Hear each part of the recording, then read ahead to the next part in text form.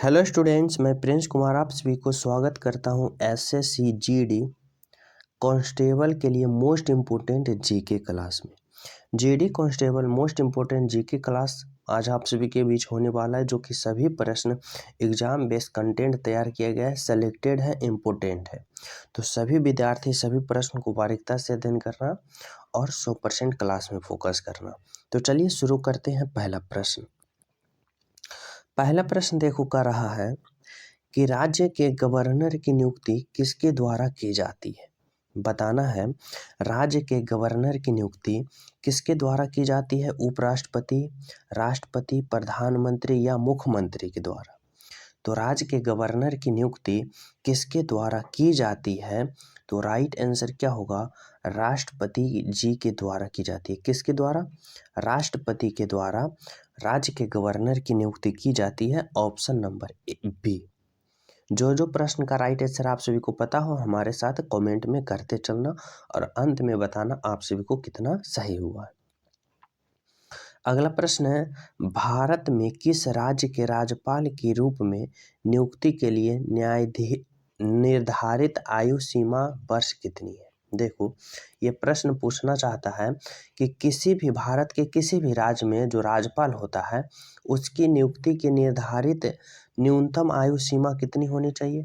तो न्यूनतम आयु सीमा की बात करें तो राइट आंसर होगा 35 वर्ष।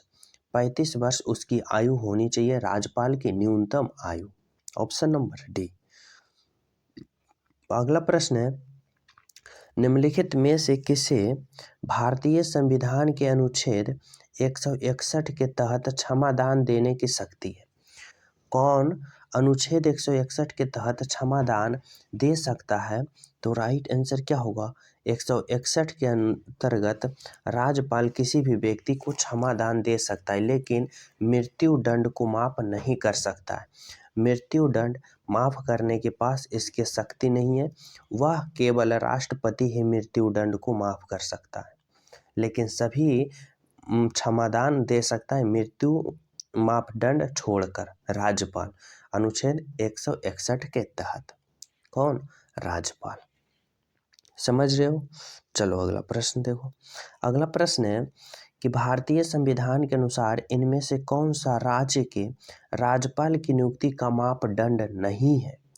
मतलब कि बताना है राज्यपाल की नियुक्ति के लिए कौन सा ऑप्शन नहीं है, मान्यता नहीं है। देखो, वह उसे भारत की नागरिकता होना चाहिए। उसे 35 वर्ष या इससे अधिक आयु होना चाहिए। उसे किसी अन्य लाभकारी पद पर आश्रित नहीं होना चाहिए। सही, उसे किसी भी लाभकारी पद पर नहीं होना चाहिए। लेकिन कह रहा है ऑप्शन नंबर ये जो सी है, उसे राज्यसभा के सदस्य के रूप में चुनाव के लिए अहर्य होना चाहिए। तो नहीं, वह राज्यसभा का सदस्य हो या ना हो इससे कोई लेना देना नहीं, वह राज्यपाल की नियुक्ति पात्र मापदंड होगा। समझ लो। तो एक आ रहा है मापदंड नहीं है, तो कौन नहीं है, option number C is the right answer. अगला प्रश्न देखो क्या है। अगला प्रश्न है, भारत के प्रधानमंत्री के रूप में नियुक्ति के लिए पात्र होने की न्यूनतम आयु सीमा क्या है। प्रधानमंत्री के रूप में जो नियुक्त होता है उसके लिए न्यूनतम आयु सीमा होनी चाहिए कितना वर्ष, 25 वर्ष। अगर आप सभी के पास 25 वर्ष है तो आप प्रधानमंत्री के लिए क्या हो, नियुक्त हो। कितने वर्ष के लिए, 25 वर्ष के लिए। अगला प्रश्न है, बताना है भारत के पहले उप प्रधानमंत्री कौन थे। भारत के पहले उप प्रधानमंत्री की बात करें, राइट आंसर होगा सरदार वल्लभ भाई पटेल। कौन, सरदार वल्लभ भाई पटेल, जो कि भारत के उप प्रधानमंत्री थे। ऑप्शन नंबर क्या होगा, सरदार वल्लभ भाई पटेल। अगला प्रश्न है, निम्नलिखित प्रधानमंत्री में से कौन भारत के आज़ादी के बाद पैदा हुआ था। भारत के आज़ादी के बाद पैदा होने वाले कौन सा प्रधानमंत्री जो निम्नलिखित में दिया गया है। तो राइट आंसर होगा नरेंद्र मोदी। नरेंद्र मोदी का जन्म भारत आज़ादी होने के बाद हुआ है। Option number D. अगला प्रश्न है, दिल्ली मुगल सम्राट हुमायूं का मकबरा स्थित है। मुगल सम्राट हुमायूं का मकबरा कहाँ स्थित है। तो राइट आंसर क्या होगा, राइट आंसर होगा दिल्ली में। मुगल सम्राट हुमायूं का मकबरा कहाँ स्थित है, तो दिल्ली। Option number B. अगला प्रश्न है, निम्नलिखित में से कौन सा मस्जिद का निर्माण शाहजहां द्वारा किया गया था? तो शाहजहां की बात करें तो राइट आंसर होगा जामा मस्जिद। जामा मस्जिद का निर्माण शाहजहां के द्वारा दिल्ली में कराया गया था। Option number A. अगला प्रश्न है, सिपाही विद्रोह के दौरान भारत के गवर्नर जनरल कौन था? जब सिपाही विद्रोह हुआ था तो उस समय भारत के गवर्नर जनरल कौन था? Lord Clive, lord William Bentinck या वॉरेन हेस्टिंग या लॉर्ड कैनिंग? तो जिस समय सिपाही विद्रोह हुआ था उस समय भारत के गवर्नर जनरल कौन था? तो राइट आंसर होगा लॉर्ड कैनिंग। ऑप्शन नंबर क्या होगा? Option number D, Lord Canning. अगला प्रश्न है, सिपाही का विद्रोह 1857 में शुरू हुआ था कहाँ से? सिपाही का विद्रोह जो हुआ था, सिपाही विद्रोह 1857 में, यह कहाँ से शुरू हुआ था? तो यह मेरठ से शुरू हुआ था। कहाँ से? मेरठ से शुरू हुआ था। Option number B. अगला प्रश्न है, लखनऊ में 1857 के विद्रोह का नेतृत्व किसने किया था? 1857 विद्रोह का नेतृत्व लखनऊ में किसने किया था? वीर सावरकर, बेगम हजरत महल, तात्या टोपे या वीर कुंवर सिंह? तो लखनऊ 1857 विद्रोह का नेतृत्व किसने किया था? तो यह बेगम हजरत महल ने किया था। कौन किया था? Begum Hazrat Mahal. Option number B. Next प्रश्न है, रॉलेट एक्ट पारित किया गया था। रॉलेट एक्ट पारित किया गया था, कब पारित किया गया था? तो रॉलेट एक्ट की बात करें तो यह 1919 ईस्वी में पारित किया गया था। इसे ही काला कानून कहा जाता था, रॉलेट एक्ट को। तो कब पारित किया गया था? 1919 ईस्वी। अगला प्रश्न है कि फरवरी 1919 में सत्याग्रह सभा की स्थापना द्वारा की गई थी। फरवरी 1919 में सत्याग्रह सभा की स्थापना किसके द्वारा की गई थी? तो यह की गई थी महात्मा गांधी जी के द्वारा। मोहनदास करमचंद गांधी जी के द्वारा 1919 में सत्याग्रह सभा की स्थापना की गई थी। Option number D. अगला प्रश्न है, किस शहर में गांधी जी को चंपारण समस्याओं के बारे में सूचित किया गया था और वहां आने के लिए आमंत्रित किया गया था? तो राइट आंसर होगा लखनऊ में। कहाँ आमंत्रित किया गया था? लखनऊ में। Option number C. अगला प्रश्न है, महात्मा गांधी दक्षिण अफ्रीका से भारत कब लौटे? दक्षिण अफ्रीका से कब लौटे? तो वह जनवरी 1915 में, 9 जनवरी, क्या 9 जनवरी 1915 ईस्वी को गांधी जी दक्षिण अफ्रीका से भारत लौटे और यही 9 जनवरी को उसी दिन से प्रवासी दिवस, भारतीय प्रवासी दिवस मनाने लगा। तो इस प्रश्न का राइट आंसर क्या होगा? 9 जनवरी 1915 ईस्वी को गांधी जी ने दक्षिण अफ्रीका से भारत वापस लौटे थे। गांधी इज बैक, इसी को कहा जाता है 9 जनवरी 1915। अगला प्रश्न है, लाला लाजपत राय की मृत्यु ब्रिटिश सरकार के किस निर्णय विरोध करते हुए हुई थी? तो राइट आंसर होगा ऑप्शन नंबर क्या? ऑप्शन नंबर होगा साइमन कमीशन। साइमन कमीशन का विरोध करते हुए लाला लाजपत राय की मृत्यु हो गई थी, जिसमें ब्रिटिश सरकार ने उन्हें लाठीचार्ज किया था, जिसमें उनकी मृत्यु हो गई थी। किसका विरोध में? साइमन कमीशन विरोध करते हुए। अगला प्रश्न है, रविंद्रनाथ टैगोर को गुरुदेव की उपाधि किसने दी थी? रविंद्रनाथ टैगोर को गुरुदेव की उपाधि किसने दी थी? तो यह दी थी महात्मा गांधी ने। कौन दिए थे? Mahatma Gandhi. Option number A. अगला प्रश्न है, कौन कहा था तुम मुझे खून दो मैं तुझे आज़ादी दूंगा? किसने कहा था कि तुम मुझे खून दो मैं तुझे आज़ादी दूंगा? तो राइट आंसर होगा सुभाष चंद्र बोस ने। कौन कहे थे? Subhash Chandra Bose. Option number D. अगला प्रश्न है, सारे जहां से अच्छा गाने का बोल किसने लिखे? सारे जहां से अच्छा गाने का बोल किसने लिखे? तो राइट आंसर होगा मोहम्मद इकबाल। कौन लिखे? मोहम्मद इकबाल। ऑप्शन नंबर ए।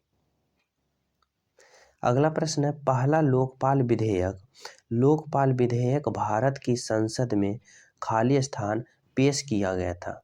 पहला लोकपाल विधेयक जो भारत की संसद में पेश कब किया गया था? तो राइट आंसर होगा 1968 में यह पेश किया गया था। कब? 1968, ऑप्शन नंबर सी। अगला प्रश्न है, संसद के 2 कर्मिक सत्रों के बीच अधिकतम कितना समय अंतराल होता है? संसद के 2 कर्मिक सत्रों होता है, उसके बीच का अधिकतम अंतराल की बात करें यह कितना होता है? तो यह 6 माह का होता है। 6 माह का होता है, ऑप्शन नंबर डी। अगला प्रश्न है, अनुच्छेद 243 सी किससे संबंधित है? अनुच्छेद 243 सी किससे संबंधित है? तो यह पंचायत की संरचना से संबंधित है। किससे? पंचायत की संरचना अनुच्छेद 243 सी संबंधित है। समझो, पंचायत की संरचना से। अगला प्रश्न है कि 1976 में 42वां संविधान संशोधन द्वारा भारतीय संविधान की प्रस्तावना में 2 शब्द जोड़े गए थे, वह कौन कौन सा था? तो 1976 में 42वां संविधान हुआ था, जिसमें भारतीय संविधान की जो प्रस्तावना है उसमें 2 शब्द जोड़ा गया था, वह था समाजवादी और धर्मनिरपेक्ष। क्या था? समाजवाद और धर्मनिरपेक्ष, ऑप्शन नंबर क्या? डी। अगला प्रश्न है कि भारत के संविधान में सेक्युलर शब्द किस संशोधन अधिनियम के माध्यम से जोड़ा गया था? सेकुलर शब्द किस संविधान संशोधन के माध्यम से जोड़ा गया था? तो राइट आंसर होगा 42वां संविधान संशोधन के माध्यम से जोड़ा गया था, ऑप्शन नंबर डी। अगला प्रश्न है, सिक्किम को भारतीय संघ में किस संवैधानिक संशोधन द्वारा शामिल किया गया था? सिक्किम को भारतीय संघ में किस संवैधानिक संशोधन द्वारा भारत में शामिल किया गया था? तो राइट आंसर होगा 36वां संविधान संशोधन द्वारा सिक्किम को भारत में सम्मिलित किया गया था, ऑप्शन नंबर सी। अगला प्रश्न देखो क्या है। अगला प्रश्न है, एन टी रामाराव ने तेलुगु देशम पार्टी की स्थापना कब की थी? एन टी रामाराव ने तेलुगु देशम पार्टी की स्थापना की बात करें तो राइट आंसर होगा 29 मार्च 1942 ईस्वी। कब? 29 मार्च 82 ईस्वी, ऑप्शन नंबर बी। 1982 में यह तेलुगु देशम पार्टी की स्थापना हुई थी, ऑप्शन नंबर बी। अगला प्रश्न है, भारत में व्यवसाय संघ अधिनियम किस वर्ष पारित किया गया था? भारत में व्यवसाय संघ अधिनियम किस वर्ष पारित किया गया था? तो यह 1926 ईस्वी में पारित किया गया था। कब किया गया था? 1926, ऑप्शन नंबर बी। अगला प्रश्न है, आनंदपुर साहिब प्रस्ताव कब पारित किया गया था? आनंदपुर साहिब प्रस्ताव पारित कब किया गया था? तो यह किया गया था 1973 ईस्वी में। कब किया गया था? 1973, ऑप्शन नंबर ए। अगला प्रश्न है कि आरटीआई अधिनियम प्रभावित हुआ था, यह कब जो माना जाता है? आरटीआई अधिनियम कब प्रभावित हुआ था जो माना जाता है? तो राइट आंसर क्या होगा? राइट आंसर होगा अक्टूबर 2005 में यह आरटीआई अधिनियम प्रभावित हुआ था, ऑप्शन नंबर कब? 2005 में, ऑप्शन नंबर डी। अगला प्रश्न है, निम्नलिखित में से किस विकल्प में ग्रहणी पवनों की सही प्रकार है? इंपोर्टेंट प्रश्न है। ग्रहणी पवनों का सही प्रकार की बात करें तो राइट आंसर होगा व्यापक पवने, पछुआ पवने एवं ध्रुवीय स्टिलेज, जो कि क्या आता है? विकल्पित में ग्रहणी पर्वत पवनों में आते हैं। ग्रहीय पवनी में आता है, समझो। ग्रहीय कौन कौन? व्यापारिक पवने, पछुआ पवने एवं ध्रुवीय स्टिलेज, जो कि इम्पोर्टेंट है। अगला है, पटाखा किस देश की मुद्रा है? बताना है पटाखा किस देश की मुद्रा है? तो राइट आंसर होगा मकाऊ देश की मुद्रा। किस देश की? मकाऊ देश की मुद्रा पटाखा, ऑप्शन नंबर ए। अगला प्रश्न है, सिंगापुर का पुराना नाम क्या है? सिंगापुर का पुराना नाम की बात करें तो राइट आंसर क्या होगा? राइट आंसर होगा टेमासेक। कौन है? Temasek, option number A. अगला प्रश्न है, जापान की राष्ट्रीय पोशाक कौन सी है? जापान की राष्ट्रीय पोशाक की बात करें तो राइट आंसर होगा किमोनो। जापान की राष्ट्रीय पोशाक क्या है? Kimono, option number D. अगला प्रश्न है भारत का सुदूर दक्षिण सिरा क्या है? भारत का सुदूर दक्षिण सिरा की बात करें, ये उत्तर ये दक्षिण, तो दक्षिण सिरा को बोला जाता है इंदिरा पॉइंट। क्या बोला जाता है? इंदिरा पॉइंट। अगर उत्तर पॉइंट की भाग करें तो इसे इंदिरा कॉल कहा जाता है और इसे इंदिरा पॉइंट कहा जाता है। तो दक्षिण पूछ रहा है तो दक्षिण में होगा Indira Point, option number B. अगला प्रश्न है इंदिरा पॉइंट भारत के दक्षिण बिंदु ग्रेट निकोबार द्वीप के सिरे पर स्थित है। तो ग्रेट निकोबार द्वीप जो कि इंदिरा पॉइंट के किस सिरे पर स्थित है? तो दक्षिण सिरा पे। अभी बताएं कि इसको इंदिरा कॉल कहते हैं, इसको इंदिरा पॉइंट कहते हैं, दक्षिण सिरा को। तो राइट आंसर क्या होगा? दक्षिण सिरा, ऑप्शन नंबर सी। अगला प्रश्न है शरावती पनबिजली परियोजना कहाँ स्थित है? शरावती पनबिजली परियोजना जो है यह कहाँ स्थित है? तो यह कर्नाटक में स्थित है। कहाँ स्थित है? कर्नाटक में, ऑप्शन नंबर बी। अगला प्रश्न है कोयना बांध किस राज्य में स्थित है? कोयना बांध की बात करें तो यह महाराष्ट्र में स्थित है। कोयना बांध कहाँ स्थित है? महाराष्ट्र में, कोयना नदी पर, ऑप्शन नंबर सी। अगला प्रश्न है पगलाड़िया बांध किस परियोजना पगलाड़िया बांध परियोजना किस राज्य में स्थित है? किस राज्य में यह परियोजना स्थित है? तो राइट आंसर होगा असम में स्थित है। असम में ब्रह्मपुत्र नदी पर ये पगलाड़िया बांध स्थित है, ऑप्शन नंबर क्या होगा? असम। नेक्स्ट प्रश्न है कि पुलिचिंतला जल विद्युत परियोजना किस नदी पर बनाई गई है? पुलिचिंतला जल विद्युत परियोजना की बात करें तो यह किस नदी पर बनाई गई है? कृष्णा नदी पर, ऑप्शन नंबर डी इंपोर्टेंट है, कृष्णा नदी पर बनाया गया है। अगला प्रश्न है रुकुरा माध्यम सिंचाई बांध परियोजना किस राज्य में स्थित है? रुकुरा माध्यम सिंचाई बांध परियोजना किस राज्य में स्थित है? तो राइट आंसर होगा उड़ीसा राज्य में। किस राज्य में स्थित है? Orissa, option number B. अगला है निम्नलिखित में से कौन सा बांध कृष्णा नदी पर बनाया गया है? निम्नलिखित में से कौन सा बांध कृष्णा नदी पर बनाया गया है? तो राइट आंसर होगा नागार्जुन सागर बांध, option number B, Nagarjuna Sagar बांध। अगला प्रश्न है भारत का कौन सा शहर हुगली नदी पर बसा है? हुगली नदी पर भारत का कौन सा शहर बसा है? तो राइट आंसर होगा कोलकाता। कोलकाता किस नदी पर बसा है? तो हुगली नदी के किनारे बसा है, ऑप्शन नंबर क्या होगा? कोलकाता। अगला प्रश्न है आगरा किस नदी के किनारे स्थित है? आगरा की बात करें तो आगरा यमुना नदी के किनारे बसा है। किस नदी? यमुना नदी, ऑप्शन नंबर बी।